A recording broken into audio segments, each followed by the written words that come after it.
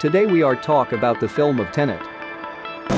Tenet was released in United States on September 3, 2020. Your duty transcends national interests. This is about survival. Whose? Everyone's. The film has grossed $363 million worldwide. That might have been made today and then 30 years from now. It has a 7.4 rating on IMDb. Time isn't the problem, it's getting out alive. Tenet is a science fiction action thriller film written and directed by Christopher Nolan.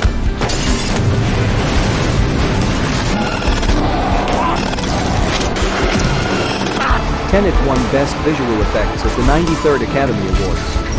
You said you spoke Estonian. It's not Estonian. Backwards.